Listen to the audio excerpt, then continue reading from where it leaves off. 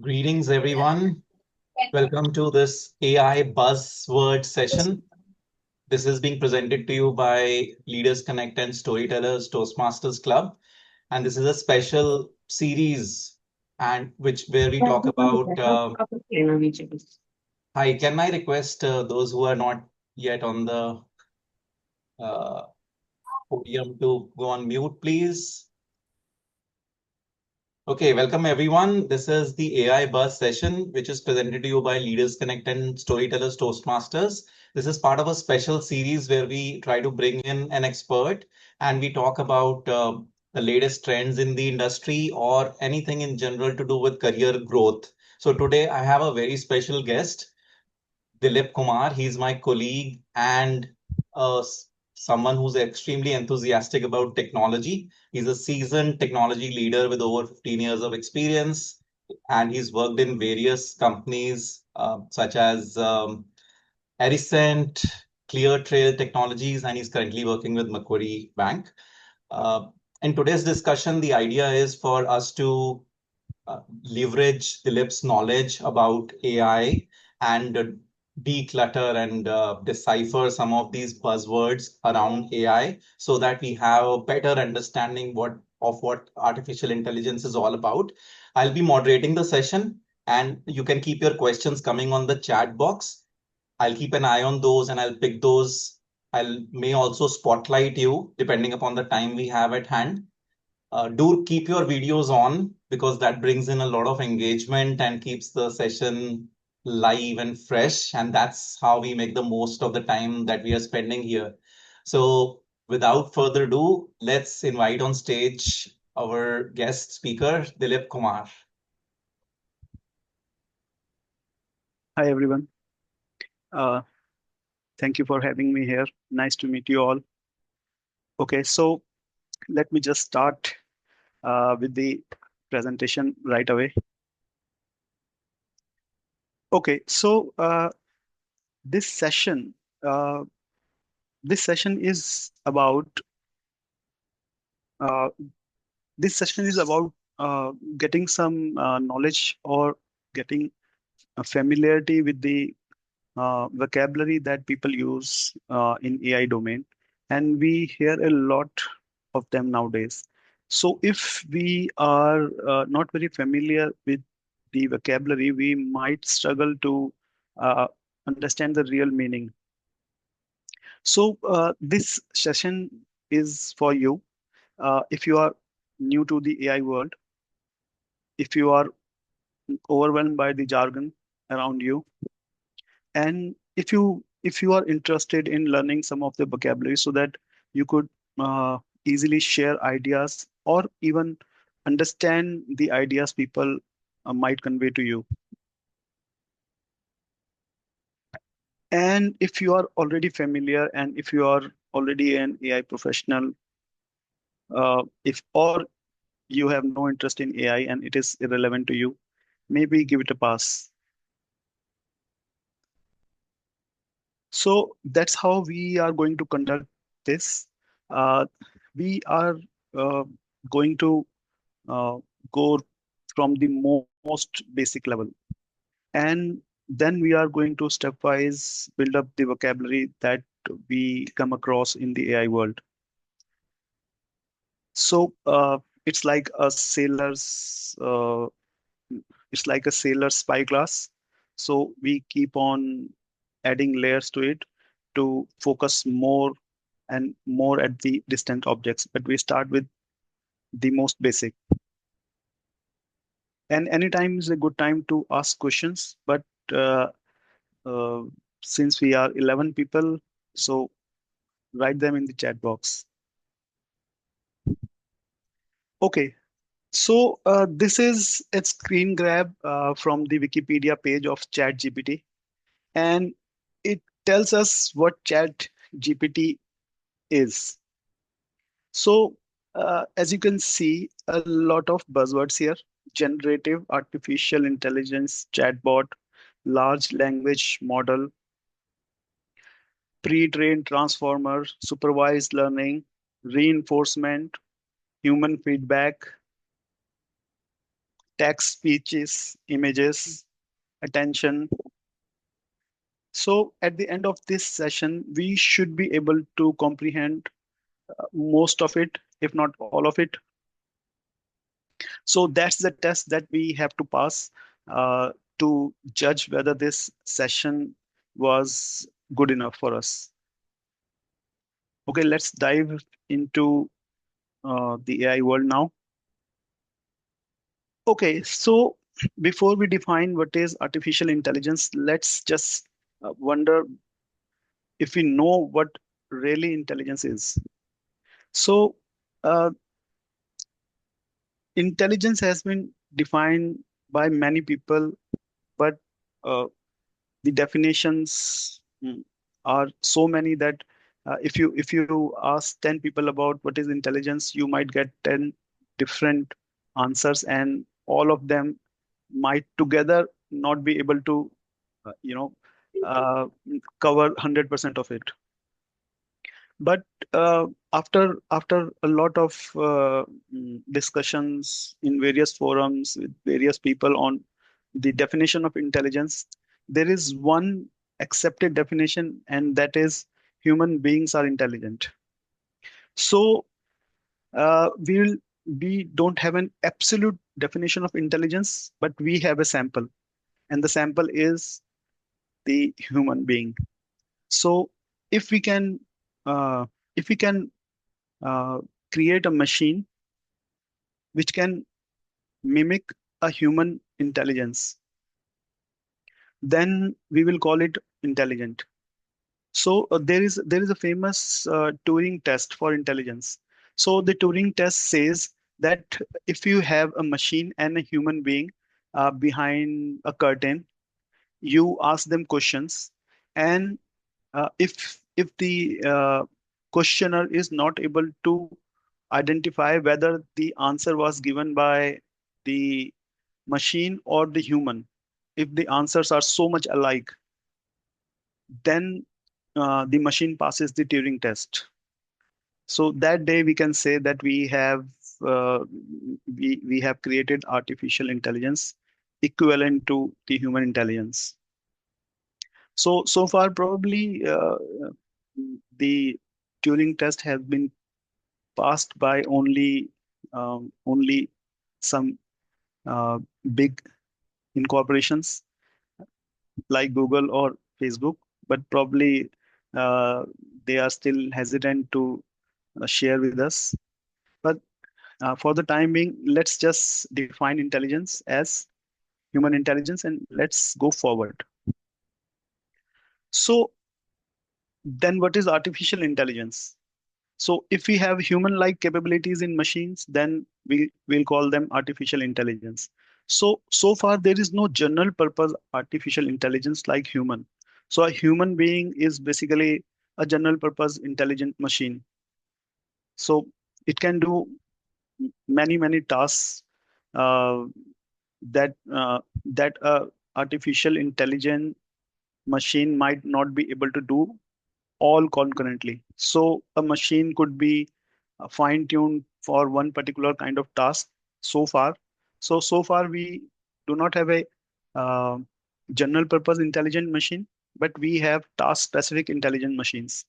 So for example, the natural language processing chat GPT, it is an intelligent machine or intelligent system. So computer visions, the system which, for example, your iPhone can detect your face. So that is also AI. And of course, a lot of intelligent systems that are being used for decision makings.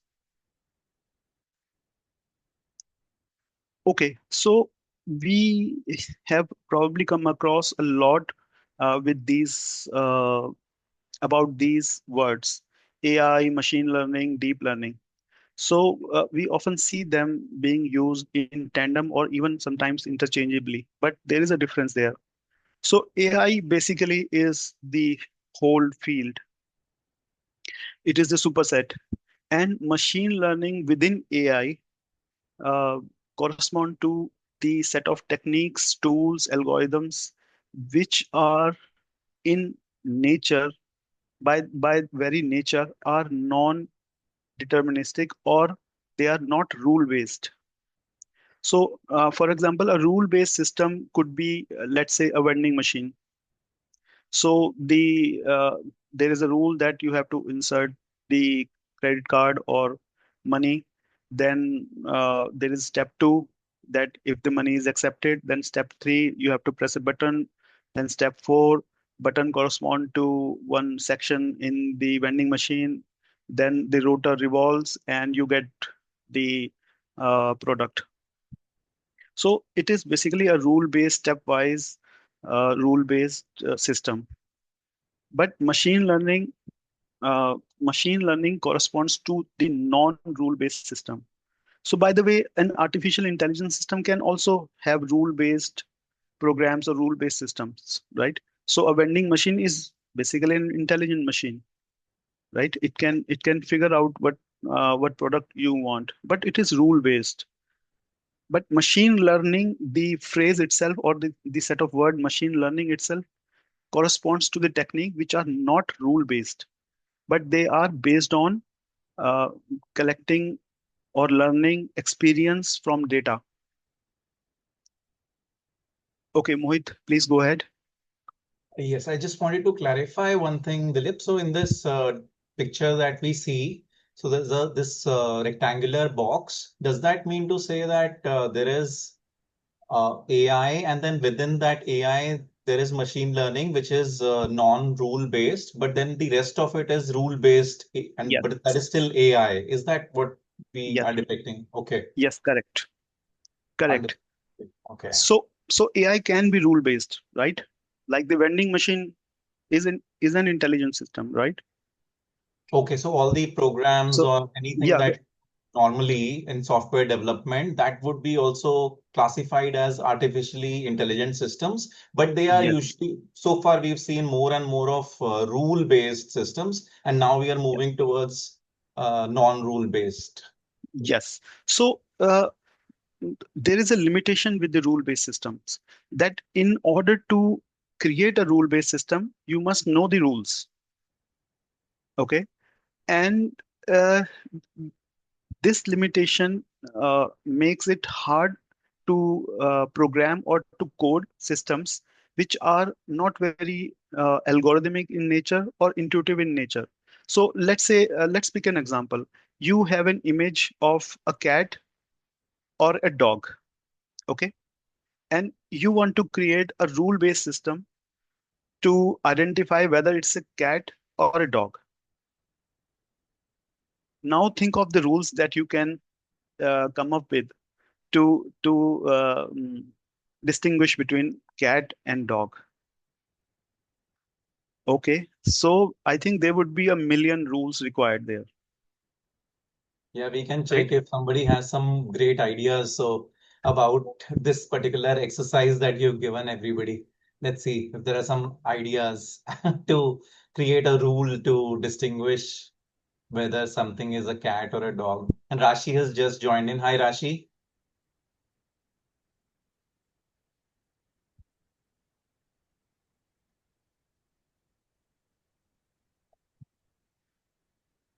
And so has Simi. Hi, Simi. You probably joined in a bit late. Yeah, hi Mohit. Hi everyone. Hi. Hi. So I think you haven't missed much. We are just getting started. Dilip talked about the definition of intelligence. Then we went on to talking about what would be an artificially intelligent system. And then we are on this slide where we are trying to distinguish between what is AI and where do machine learning and deep learning falls. So far, we've only touched upon machine learning, I think. And the question that Dilip has asked us is if we were to create a rule-based system to decide whether something is a cat or a dog, then what would it be? And Hirinder is a courageous one. He has an answer, it seems. So let's hear from Hirinder.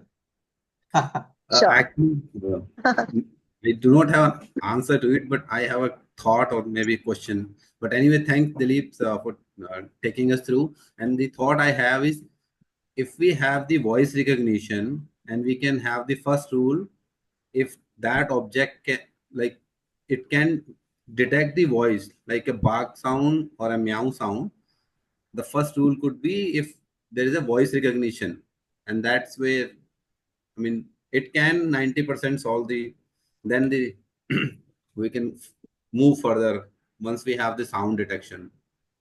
Okay, great idea.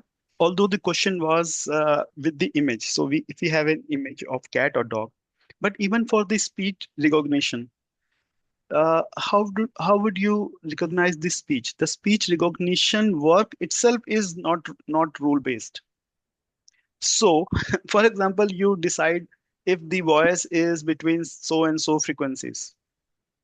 Then, if within those frequency, if the voice, if you take voice samples and those samples have particular voltage, high, low, and then you figure out that whether it is a meow or a bark. So the rule-based systems basically can be made because everything around us finally will have some rules, right? But the point is we have to code them. So how many rules that we need for coding such a system? It may run into millions, millions if and else. So rule basically is if and else, right? So if x equal to 5, then this, otherwise this.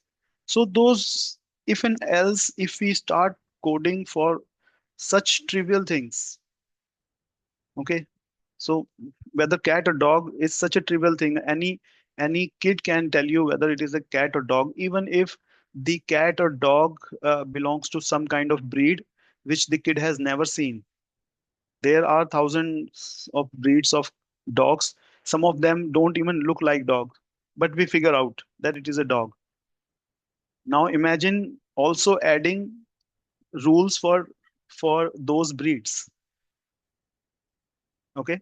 So that is the limitation of rule-based systems. And what is the advantage of rule-based systems? So rule-based systems are 100% accurate, right? So if the rules are accurate, then the answer will be accurate. So AI includes both rule-based and non-rule-based systems, but machine learning is all about non-rule-based systems. So it heavily relies on the statistical methods, right? Because statistical methods, which are basically based on data and based on the variations and patterns in data, they are not rule-based, right? So uh, uh, let's say in the uh, high school or so classes, we also learn to find the next in the pattern, right? So there is an up arrow, then there is a right arrow, then there is a down arrow, and we know the next should be the left arrow. So those kind of learnings, those are not rule-based learnings, but they are based on the pattern detection or the statistical properties of data. And what is the advantage there? Because they are based on data and statistical properties and patterns and those things. So we don't have to code million rules, million if and else, but we can use the statistical algorithms to figure them out. And what is the disadvantage? The accuracy is never going to be 100%. And if accuracy is 100%, then there is something wrong. Because in general life, nothing is 100%. Can a human being predict something 100%? No. So if the answer is actually 100%, then there is something wrong with the machine learning system. So we'll come to that later on. But for now, let's conclude here that AI includes rule-based and non-rule-based systems. Machine learning is basically non-rule-based, statistical pattern, and data properties-based algorithms or techniques. And the deep learning is a specialization within machine learning where we'll be using the neural networks, artificial neural networks. So deep learning is basically totally based on the concept of neural networks. So we'll come to the details about neural networks in the coming slides. So far, let's conclude till here, and let's move forward for better details. So as I said earlier, that uh, we'll start with the most basic level like this, and then we'll keep on magnifying. Okay. So the most basic level is this. Let's move forward. I think I already covered this in the as answers to the questions, but let's just read through this. So the problem solving is based on experience gained from training. Okay, and uh, it is important to define the training here. Okay, so what really is training in the world of machine learning? So as I said, that it is not rule based. Okay, so because it is not rule based, uh, so how are we actually going to code it? Because we code the rules, right? And if there are no rules, then how are we going to code it? Because at the end of the day, it is a computer program. So the thing is, the computer program actually contains the generic statistical algorithms or pattern matching algorithms, or uh, neural networks, or so there is a generic implementation of those. What differs is the data that we use to train it. So what does training means? So training means that all these algorithms, they keep some memory with them. Okay, for example, numbers, integers. Okay, and the values of all those integers depend upon the kind of data we feed into it. So as we keep on feeding data, the values of those integers keep on changing, like an adjustment. Okay, and at the end of the day, we have the same algorithm, but within that algorithm or within that system, the values of the integers that are being saved are different. So it's like a database table. So columns of the database table are same, but the values in the records are different, right? So if we have a, let's say, a citizen table for India and citizen table for, let's say, Nepal, so the table on the system would be same. So for example, if we have a hotel reservation system, so the hotel reservation system remains the same, but the clients, the records in the database, they are different. So similarly here, the algorithm remains the same. The data it saves within itself would be different, and those numbers that it saves, they keep on changing as we feed data to it, and feeding it, that data is the training.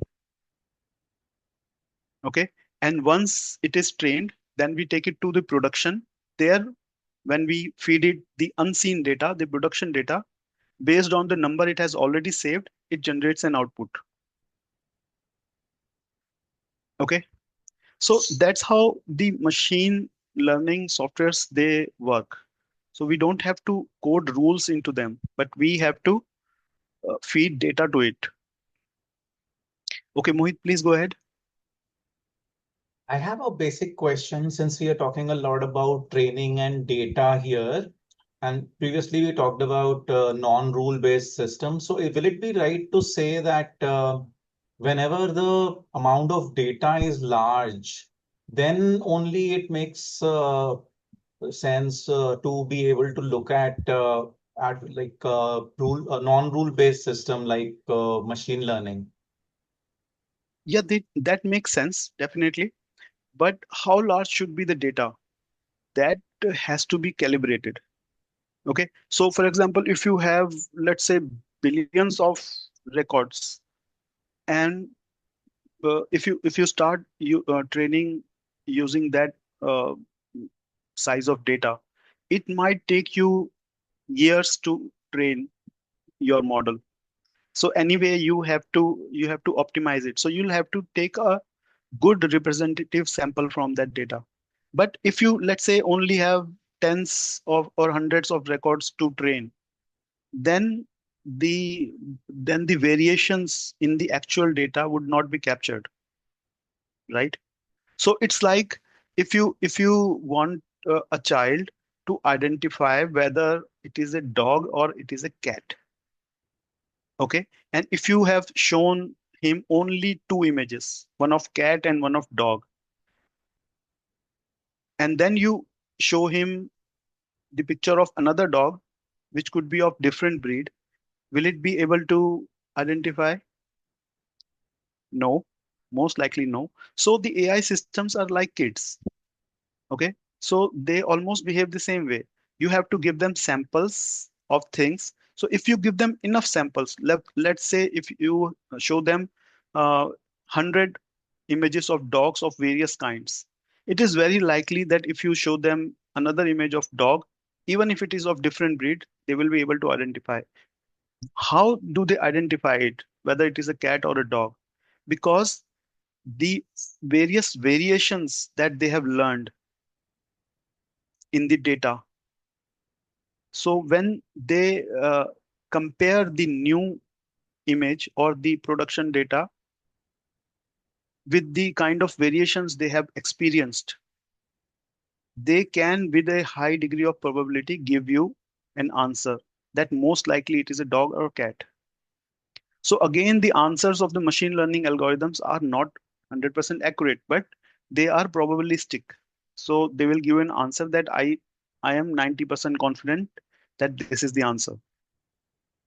And there we talk about the accuracies of machine learning algorithms. So in the rule-based systems, we never talked about the accuracy, right? We only talked about the performances or test cases and all those, but never accuracy. So accuracy is a term which is basically a non-rule based term, and it is the accuracy that defines how well the machine learning software is working. Sure, Dilip. Yeah, Okay. understood. There are a Okay. couple of questions popping up in the chat. I'll just let you know. You may want to cover it now or later, if that's okay. Yeah, okay. I can cover now. So there is a question about neural learning, and the question is whether we'll be covering that in the subsequent slides. Yes, right. We'll be covering that. Okay, and the other one is from Mukesh. This one was from Anish Kant. The other one is from Mukesh, and he's asking, does it mean we have algorithms for every use case, say image recognition, text recognition, etc.?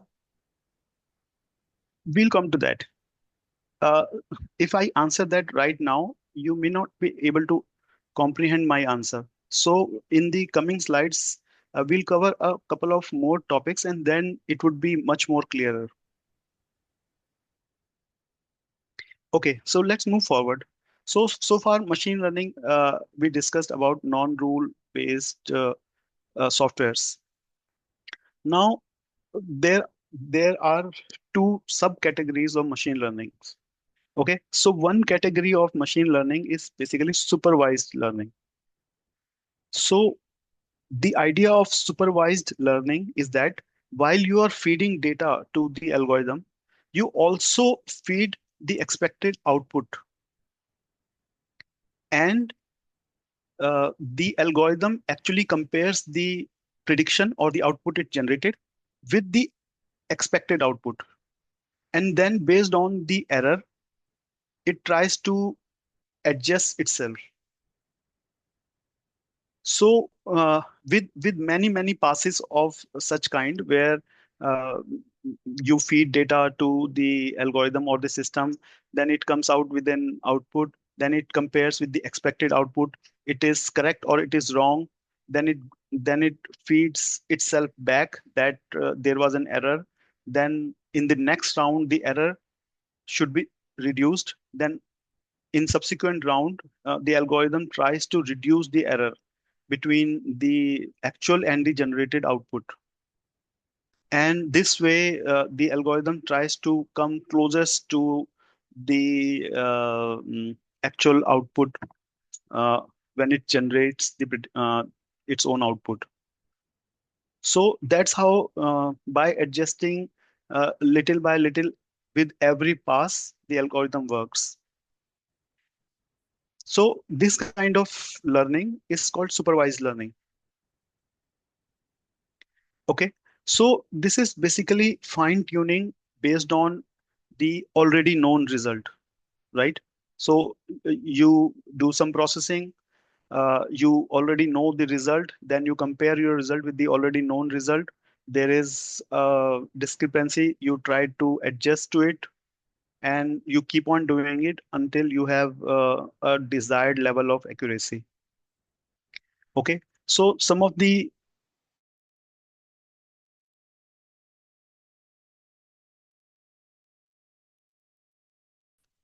decision trees is something that you'll hear a lot. Random forest is basically decision trees, but multiple decision trees, and then taking an average. Okay, support vector machines. This is hard to explain in this session. uh, yeah, it it needs a lot of mathematics, and this similar kind of algorithms, and the application is with the when you have to categorize things, right? Like the cat and dog problem. When you have to categorize unknown images into cat or dog, you can use supervised learning. So you train the algorithm or you train the system using the uh, images of cat and dog and already labeled whether it is a cat or dog, so that the output could be compared. And then when you go to production, there you don't have to give the expected output, of course. Okay. So the application include like classification and also diagnosis, whether it is TB or not, looking at the X-rays, those kind of things. They are supervised learning applications. Then there is also an unsupervised learning uh, part of the machine learning. So this targets the kind of problems where we don't already know the expected output, or these kind of problems do not actually have the expected output, but they are more of the exploratory kind of problems. Okay, so for example, if you give let's say data of people living in a city, okay, and it then based on the various attributes, the algorithm tries to categorize them, and when it categorizes them, then new patterns emerge. For example, some patterns might emerge based on the salaries and the location of the people. Okay, for example, uh, we have seen in IPL that mm, a, a batsman or bowlers um, uh, weaknesses are explored.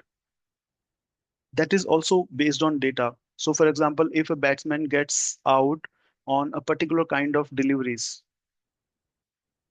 so it will classify wicket taking deliveries and non-wicket taking deliveries. So patterns emerge by themselves in these kind of algorithms. Okay, so for example, anomaly detection. So anomaly detection is something which is something happened which do not usually happen.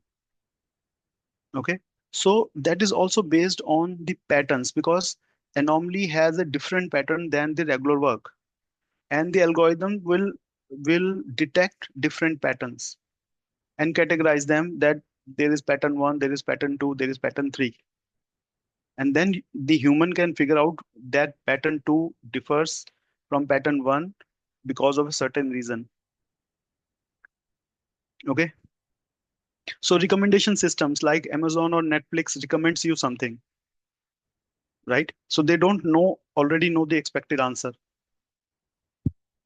but they do it based on your patterns, the kind of products you are buying.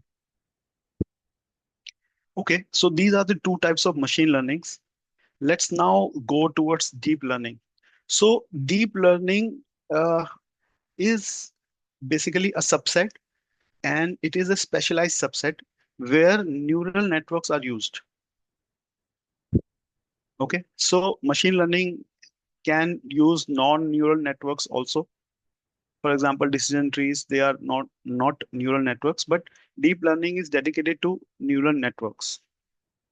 And the neural it excels in the kind of problems like cat or dog classification problems, the visual problems, the natural language problems like chat GPTs or chatbot, pattern recognition like fraud detection, even speech recognition. Okay, so to now this is up to level 2. Now we have, for the first level, we have defined what is intelligence, and then what is artificial intelligence. Then we have defined what are the kind of learnings in the AI, deep learning and machine learning. Now we move forward to the next level. So uh, when we talk about deep learning and we say neural networks, then we have to first define what is a neuron. Okay, so neuron is basically a building block of the neural networks, and it mimics the brain cells. So a brain cell, like the figure above, has the spikes at both ends. These are called dendrites, and these form connection with other neurons. And in the center there is a nucleus. There it keeps some information. And when an electrical signal comes to one dendrite, it goes through nucleus and it goes out through the other dendrites. That's how it communicates. So mimicking the similar behavior, a neural or a neuron uh, in the mm, AI world, or how it is programmed, is like we have we have a structure where we have, let's say, n inputs, and we do a kind of summation of those inputs. So these n inputs, they are called weights. Okay, because all we are doing is adjustment of the things, right? So how do we adjust? We give different weights to different things. So the inputs are different numbers basically, and in the AI world they are called weights, but they are essentially numbers, integers.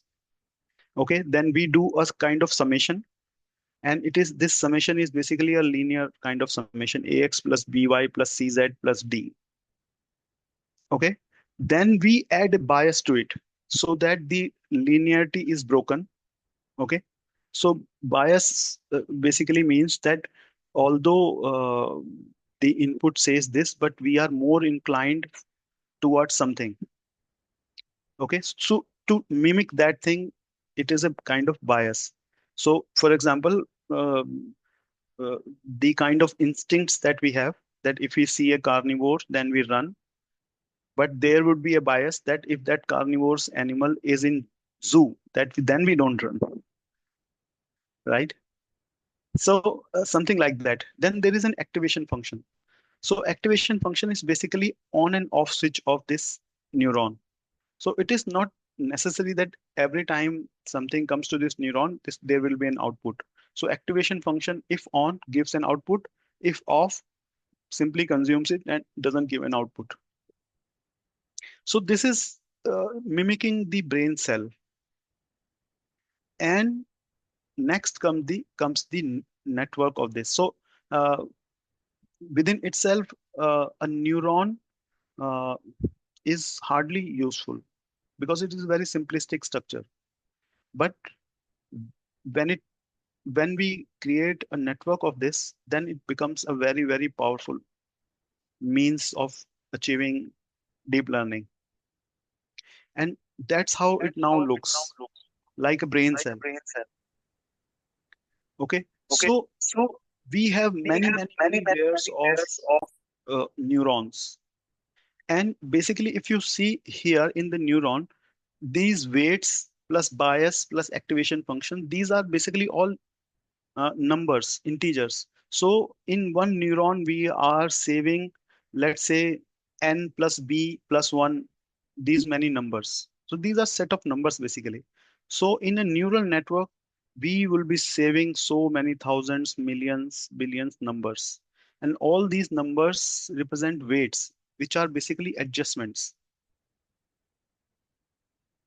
Okay. So this is the neural network. And deep learning is a field where we use various configurations of the neural networks to achieve some uh, achieve some task and some purposes. Okay,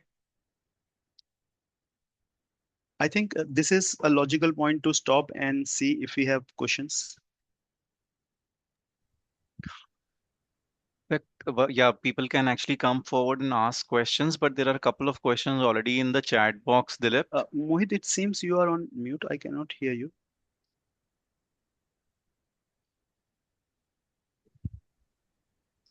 You I are was not able on to. mute actually, but Are you able to hear me now?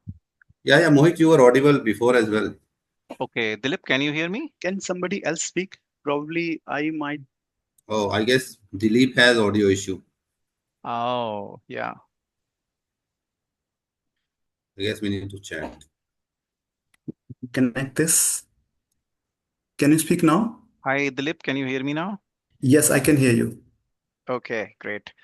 I was saying that there are a couple of questions in the chat box, so let me pick those while people are thinking of other questions. So there's one question from Anishant where he's asking if anomaly detection and TB detection, are they supervised learning or unsupervised learning? Okay, so uh, they are neither. They are applications where this could be used. Okay, so supervised learning and unsupervised learning are techniques, and these techniques can be used in various places. And anomaly detection, for example, could be an application or a use case for unsupervised learning. So, for example, uh, in for a batsman, if you want to find chinks in his technique, so those problems in his techniques would be anomaly, right? And those will represent only few cases where he gets out. And if we start using the no unsupervised learning mechanism to find patterns there, then Okay. it could be used. But we can also use supervised learning if we already have the answers, also labels. For example, we can use to let's say if you want to create a dream 11 team, we can also use that data that all these people made these many runs, or they uh, they uh, got out in some particular venue. So we already have the answers whether the person is good there or bad there. If we just want to classify good or bad, so where some the places where we want to classify, and we already know the classification uh, or the historical classification. For example, cat and dog things. Okay, so where we already have the expected answer and we are training the model, or we are training the algorithm with data where we also have the expected answers, then it is Mm. supervised. When we do not give the expected answers and Hmm. we only look for patterns, then it is unsupervised. Sure. Would So, it be right to so say that it would go like hand in hand? A lot of times these would work together. There's supervised learning where we know, and also at the same time we are learning no, new no, unsupervised no, things, or no? no, not necessarily. These might actually these might actually be used, let's say, one after another. So, for example, just to get some insights from data, just to detect some pattern, you might go with the unsupervised first, and uh, but uh, supervised learning may have different use cases. For example, medical diagnosis. If you want to if you want to classify whether an X-ray, when an X-ray image belongs to a person infected with TB or a healthy person.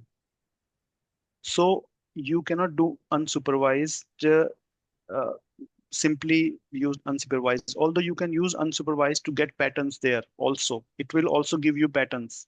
But that is not your goal, because in production you want to get a new image and simply you want it to classify to TB or not TB. You are not doing explorations. So unsupervised is basically for explorations. Okay, great. Thank you, Dilip. There are a couple of questions. There's a raise of hand. Let's go with the raise of hand first. Let's have Chintan to come on the audio and share what you have. Thank you so much, Mohit.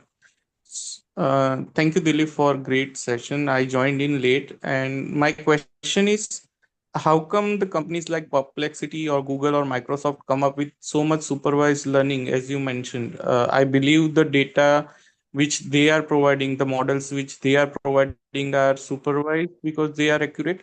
So, what is the secret of their speed, or how much generally time take to develop a model like that? Okay.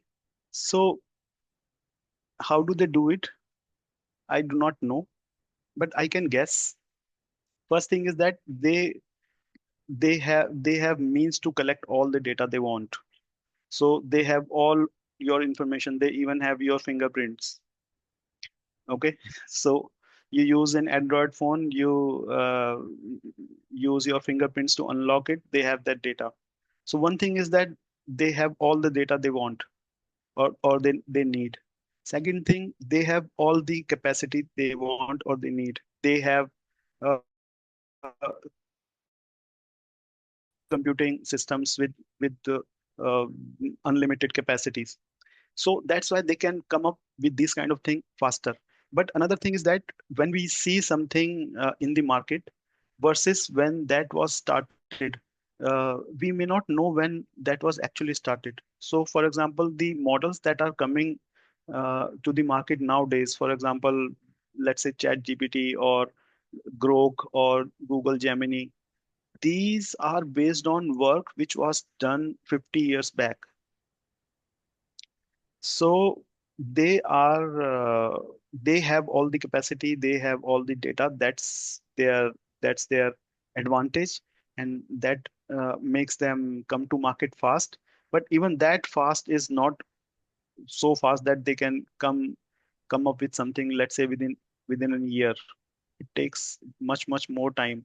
And the bigger the data, the more columns or more attributes involved in the data, the longer it takes to train.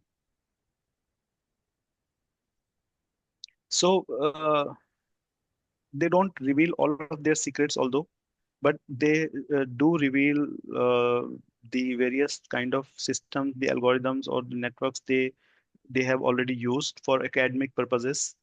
That's how we came to know all about these. Thank you, Dilip. Okay. Thank you, Dilip. There are a couple of other questions. Do we take those now? If they are related to deep learning, yes.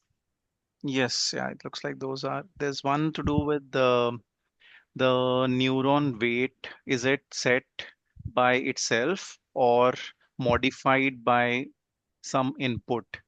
And this is asked by Mukesh.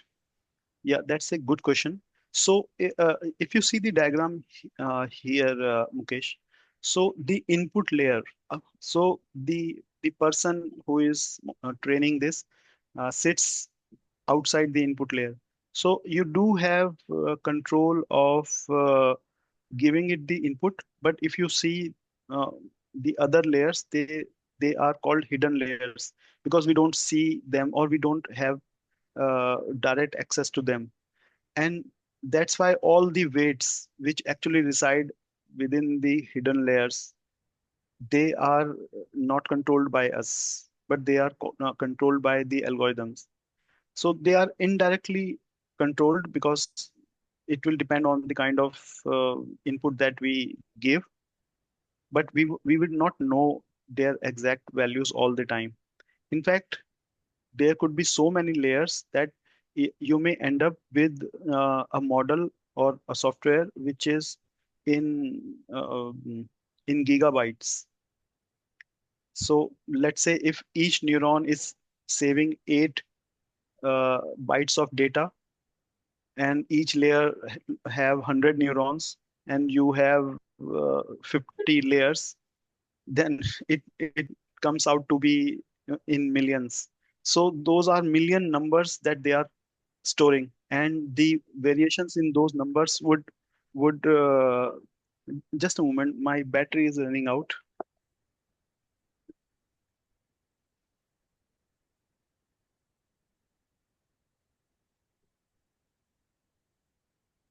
So while we are waiting for Dilip to be back, just wanted to get a quick feedback about this session, and also if we think some such sessions, if we do going forward, will those be helpful?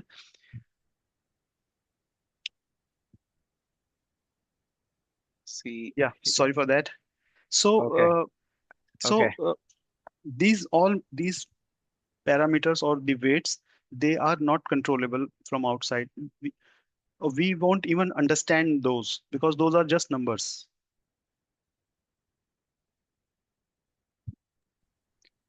Sure. Thank you, Dilip. There was one more question, which is that is it possible to tamper the supervised learning to produce biased or faulty outputs? This is by Suroj. Yeah, definitely. That's why the supervised output is based on the expected output, right? You give a wrong expected output and it will train like that. So, Dilip, I also want to check, given where we are at the moment, maybe you might want to look at some logical point, and if there is a lot more to cover, then we can also do that in another follow-up session. When you were checking your battery, I was asking people if they like the session, and from some of the hearts, it looks like people are loving the session. And since we have only 10-15 minutes remaining, we can logically bring it to a closure. Up to you, but just a suggestion. Yeah, I think most of the things that I just said are the things that are contained in the slides. There are around 20 slides, but there is one section that I think I should jump to, and that might take some time. Otherwise, the other sections are can be covered in a breeze. So, those are basically non-technical but somewhat confusing use of words by people. So for example, this data science versus AI. So they are basically used interchangeably. So if somebody comes to you with a resume with data science or a degree in AI, you can hire both. So they are like mathematics versus physics. So they use very similar things, a lot of overlap, but the goal is different. So AI is more applied, data science is more academic. So AI involves programming, data science may not involve programming. So again, very common basic thing. I think people I have covered it and people have also probably know it. Just read it through. So when we talk a lot about model, the word model. So what does the model actually mean? If somebody says I'm creating a model or the model is deployed, what does that really mean? So model is basically the same software, but trained with particular data, right? So that becomes the model. It is an executable that you finally deploy. And two models may be exactly same in code, but they may only differ in the integer values that they store, the training data. Okay. This is one of the, I think, most important kind of session. Let's see if let's decide after 5 minutes. If people are still getting it, then we'll stop here. Otherwise, we'll continue. Okay. And we'll simply take a democratic vote if it is too much for people to comprehend or digest. Okay, so we've learned about machine learning, we learned about deep learning, we learned about neural networks. Now, going forward, we'll be assuming that we are when we talk about model, we are talking about the neural network based model here. So natural language processing. So uh, when I said if we try to make a rule based system. Okay, so people actually tried to make a rule-based system for interpreting languages. So they started with the rules of grammar. Then they added the rules of items. Then they added the variations, that they added the accent, and they added all of those things. But even after those models, the rule-based model failed miserably. There is actually a famous example that could actually be only a story. So the American spy agency once managed to hack into Russian data centers, and they stole all the technology information from there. And then they tried to simply translate it to English. So they used those rule-based techniques, and there was a phrase which says the body is mortal but the soul is immortal, and it got translated into the meat is rotten but vodka is tasty. Okay, so the rule based programs, they were very limited in their usability here, simply because it is a context based thing and there are too many variations. And also one person no, statistically uses only 10,000 words. So if you even encode the whole dictionary, even then you may not be able to get a very high accuracy there. So the deep learning algorithms or the non-rule based algorithms, um, they outpace, outsmart, and uh, they work much better as compared to rule based systems for natural language processing. So again, an AI model, a learning based model, which is trained with text or speech data, is called a language model. As simple as that. Then we come to large language models. This is a term we hear a lot, right? So what is really large about them?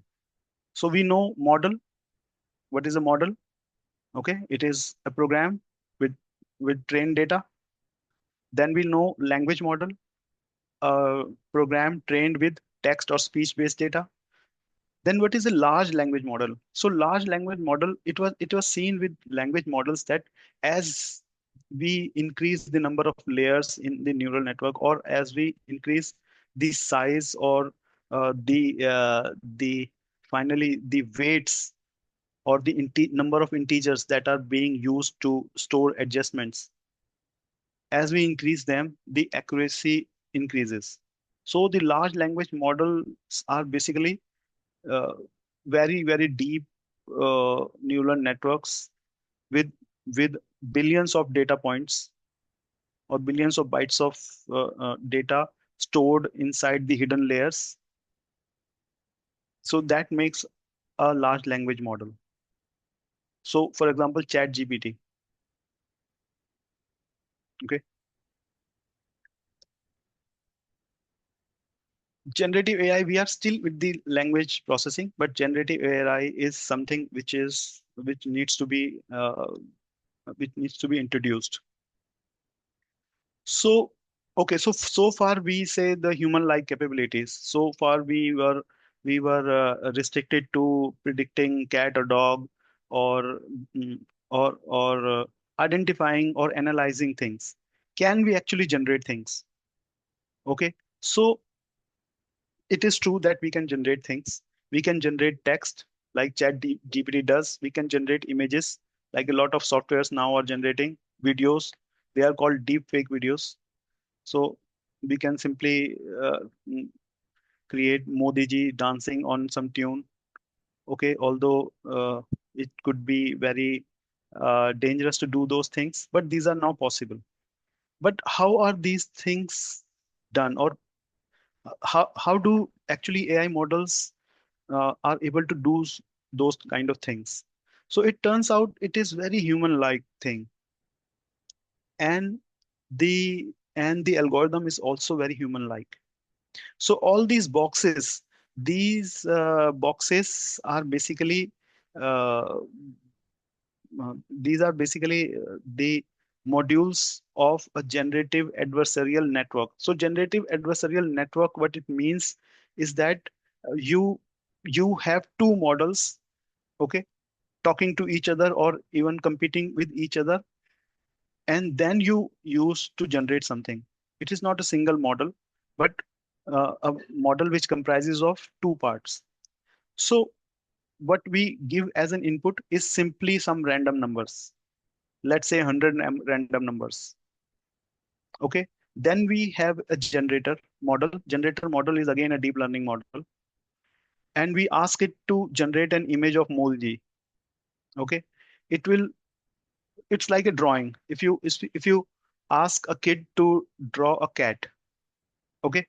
So he has never seen a cat. So, but he has to give you an answer. So he will simply draw something random. Okay. Then the teachers evaluates that drawing. The teacher, okay, I probably missed to change this.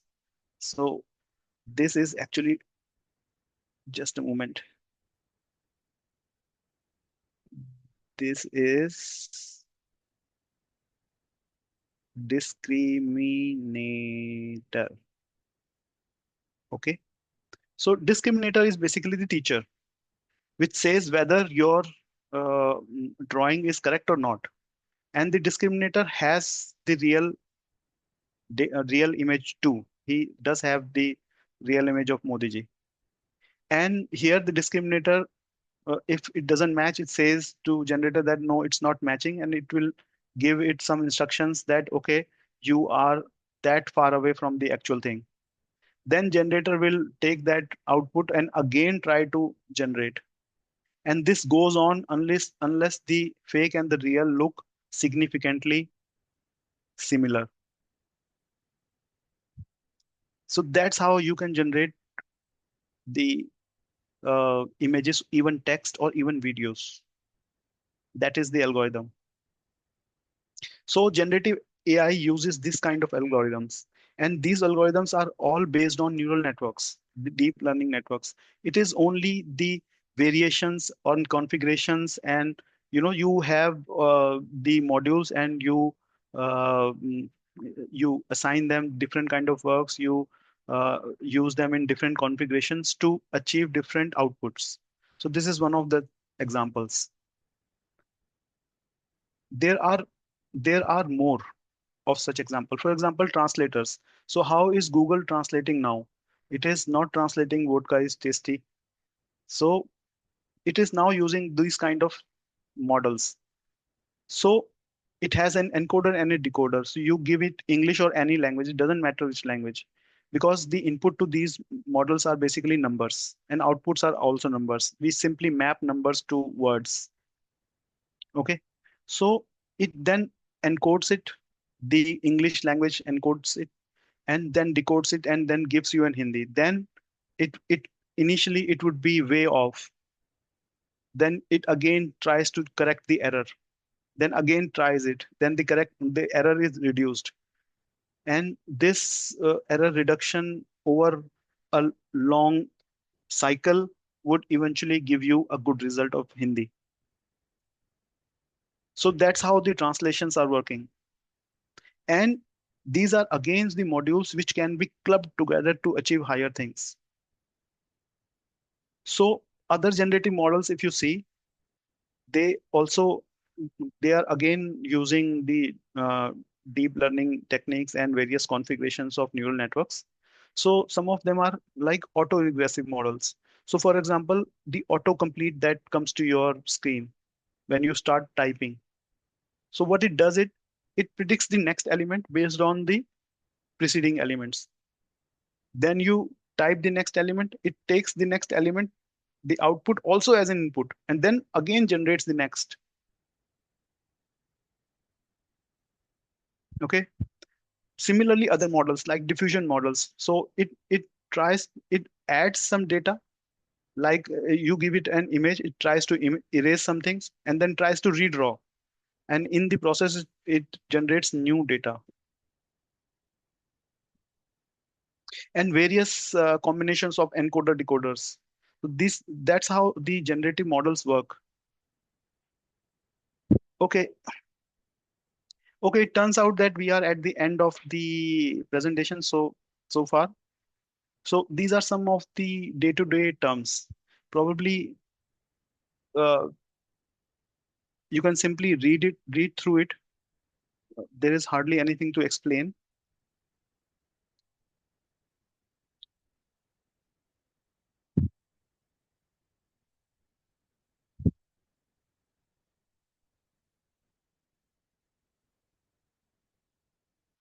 Okay, so the data set is the data that we are going to use to train an AI model. And that has to have some structure for supervised learning. For unsupervised, it may not have structure. Okay. And when we create an AI model and we have data, we uh, we create two parts of data right in the beginning, one for training and other for test. Of course, the split would be 80-20. So uh, we use 80% of the data to train the model and then remaining 20% as unseen data to test the model. So these kind of words you might come across a lot: training data, test data, data set. Then label. Label basically means the name of the column in the data which belongs to the expected output. So for example, if you have a let's if you have a table and one of the column in the table is whether it is dog or cat. So that the answer column. The answer column is the label. Okay. Every column name is actually label, but the answer column is the label that we are expecting. Then model parameters of weights, those weights which we cannot modify by ourselves, which are within the hidden layers. And then hyperparameters. The hyperparameters are the parameters which are the parameters of the algorithm itself. So to give the initial state of the algorithm, the random numbers that we were giving to the GAN, they are also parameters. They are hyperparameters because they are parameters to the algorithm. Okay. I think agentic AI is the one that you might be hearing a lot. So it is basically application based on large language models, human chat-like interfaces. I think that's all. So yeah, open for questions. If everybody is awake, if somebody is awake. I think this was an eye-opening session, so I am sure people are very fully awake. Like there are some questions coming up. Mukesh, do you want to ask the question directly to Dilip? First of all, thanks Dilip for this informative session. I hope I'm audible to. Yeah, audible. Yeah, okay, yeah. So my question is this, like the large language model, on which type of data it's trained? Is it labeled data, supervised data, or unsupervised, or it's mix of all these So tools and these of all techniques? okay, so large language models are basically techniques, or you can say categories. So different providers or different companies, they might be using different algorithms. So mostly it has to be supervised because it is giving you answers, right? So when it is supposed to give you an answer, you have to train it to give answer, and it should know what is the right answer. So it has to be supervised. And when it comes to text data, there is no shortage of text data. The internet is full of text data. And the companies like Google, Facebook, even ChatGPT, they have so many chat data. that people talk about. And in addition to that, Chat GPT actually employed many experts and people to give correct answers. And when they gave enough correct answers, they compiled those answers with human assisted reinforcement training to the model. That's why it became so much versatile and accurate in so many different fields. You may have heard about copyright infringements, about the code that it returns. That is because they also probably picked it up from Stack Overflow, right?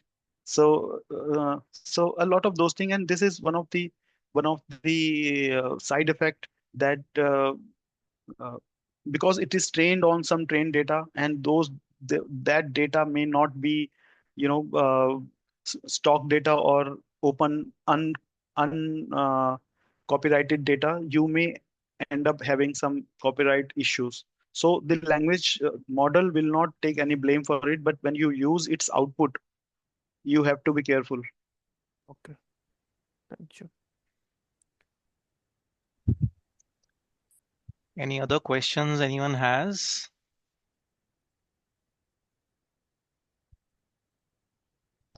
So while people are thinking, Dilip, wanted to ask you, since this was an insightful session, so many things we have learned, and even though we knew the terms, we heard the terms, but now I'm sure everybody feels more confident about what it is. How is deep learning, for example, different from machine learning, right?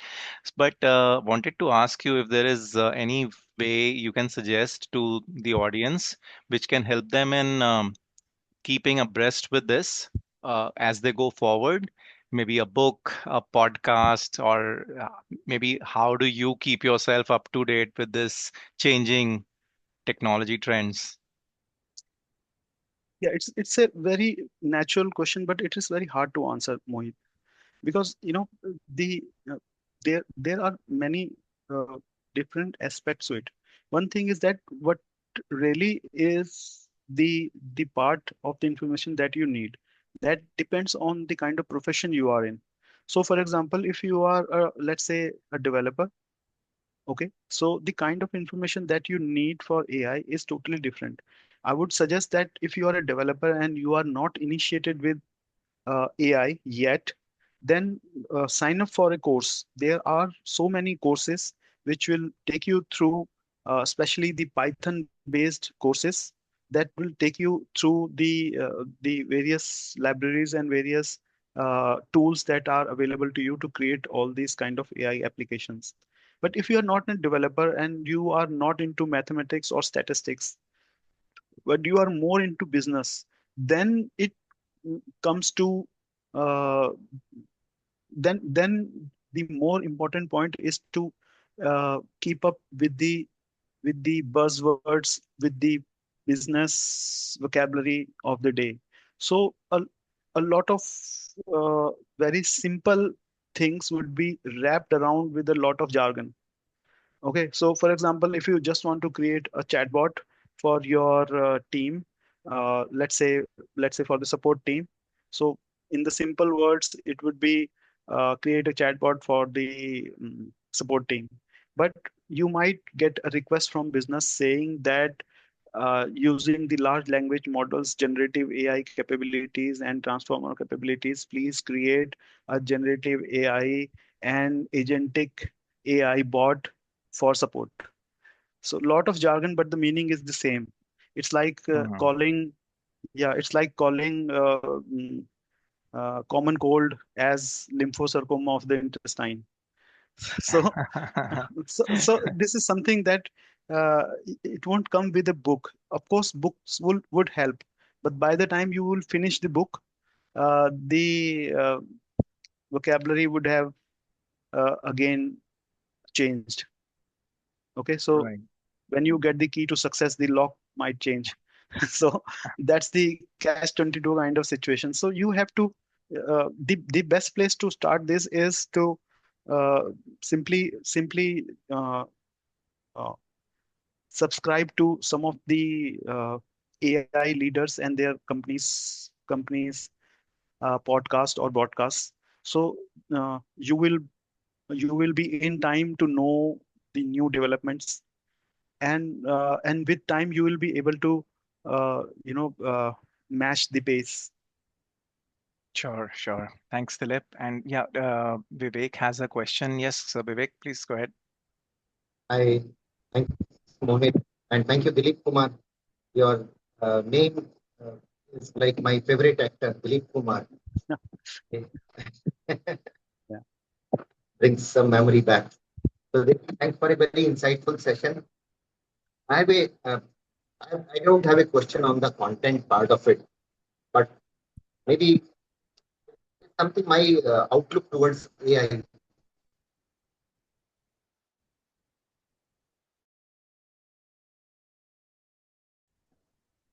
How does it help us? That's what the trend is today. We don't want to do the old way of learning, like memorizing tables, talking as a student or as a kid, how you are growing. You don't want to, how do you build your vocabulary? How do you do the actual learning? Because I believe actual learning happens once you are able to fire new neurons and synapses, you are able to develop more connections in your brain. And what AI is doing, as you said, non-based AI, that okay, you are trying to mimic the neuron, and then you explain that process. But how do we develop this part of our body, and how does it help there? Thank you. Yeah, I think the first thing is that uh, knowing a thing before you can actually manage a thing, and then uh, achieving excellence in that thing, right? So the first step is actually knowing that there is something exists, and then once we know that it exists, then we try to master it and then manage it. And once we master it and manage it, then we use it to our advantage.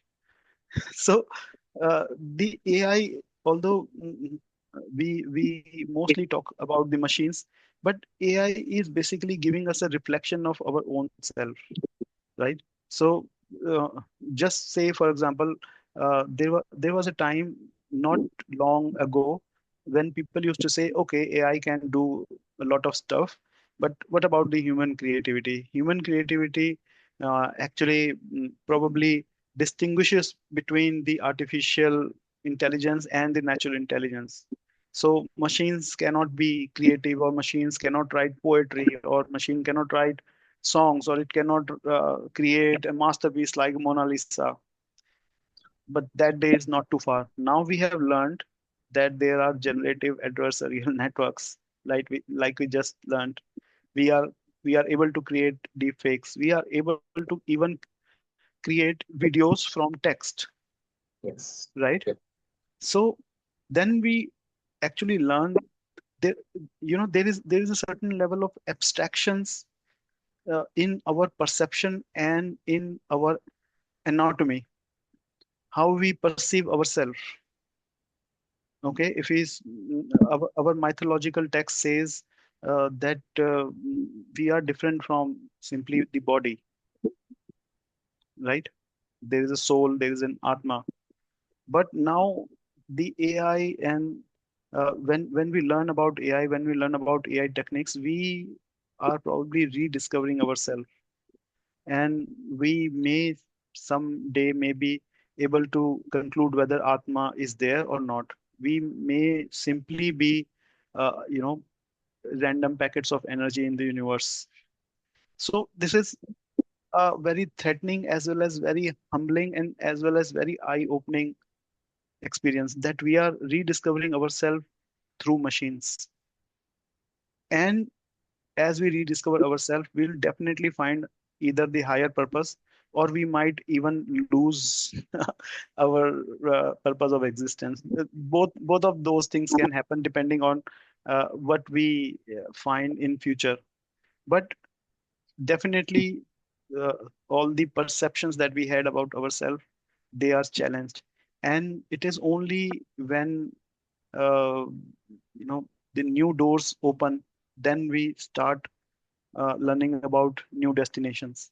So this is like a new door, and new destinations are in front of us now to explore.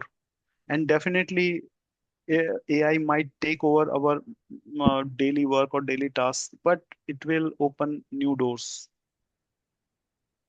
Absolutely.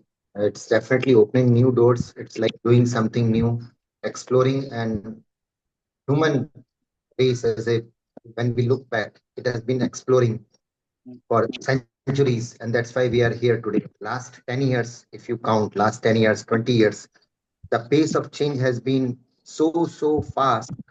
We can't even recognize, okay, 30, 40 years back, what was the world around us today, and can you compare? There is no comparison. Like Yeah, 70s, 80s, 1970s or 80s. Today, you are in 2025. How can you compare? Look at the Gen Alpha today. yeah, uh, they really don't relate with what I'm talking, because I have a kid who is kid standard, and he he doesn't relate with many of the things like post office. Is yeah, a right. uh, is a like a something archaic thing. When Yeah, other day I went to post office, and I remember Deepti put a prompt about the letter, so I started talking about that. And when I read it to my son, he could not relate with it. He said, "What is it you are talking?" yeah, So I'm just correct. thinking aloud that okay, these kids, the new generation, I'm sure they will find their way. It will evolve. But something which still intrigues me is how our natural intelligence will be developed. How does it help us? Because it's like skipping many lessons, many classes, directly jumping from primary to intermediate and doing that degree course, not doing that. It's like a fast-paced thing. There, And there is a positive side to it. this is all mundane. This is all you can delegate this task. This is not, you don't have to really learn the tables. You don't have to really learn the alphabets. I'm just thinking without language, without vocabulary, without communication, without tools of communication, how will I nurture my intelligence? This is something bothers me or intrigues me still. And a lot of AI tools which we are currently using, like spell check, this is spoiling my language completely. And after completing the paragraph or the piece of communication which I want to send, sometime it happens I click the send button, I realize, oh, what the hell I have written. And then I realized, oh, it was not my language, it was AI corrected language in terms of spellings, like you are giving one example. So this Yeah, is something that intrigues me, and I hope we find a solution collectively. Thank you. More power to you, Dilip. thank you, Vivek. But you know, you probably just started with this domain, but I can probably give you more uh, bright side of it, possibilities of it. Then that might actually give you even more food for thought. So far we are actually adding uh, artificial intelligence to machine. It is also possible, probably not in very distant future, that we might add artificial intelligence to ourselves too. We might carry a pen drive with a driver's learning program. We simply have to attach it to our spine, and we learn driving in 10 seconds. We can have this as augmented thing. We could become superhuman, and we could actually colonize Mars because of this. Because with this human body, fragile human body, we may not be able to do space travel. But with exoskeletons, like you have seen in the movies of cyborgs, or even Dr. Octavius of Spider-Man, all these attachment we can find and we can have, and that might make us a super species, and we could probably colonize Mars too. So this can actually also augment our our existing capabilities. So the future is unlimitedly exciting. if you see the bright side of it. Of course, there will be bad side of it. The thieves, the fraudster will also get more ammunition, but there is also a bright side of it. I Thank you. think this is a debatable topic Yeah. to an extent that human species develop because of their capability of communicating, learning, their ability to learn, their ability to apply. And with much dependency on the machines and automation, again, there is a possibility that learning effort people would like to, like new generation. If ChatGPT is ready to create a program code for you, like this happened with my child, right? So she's in 11th standard and she was supposed to create a program in Python.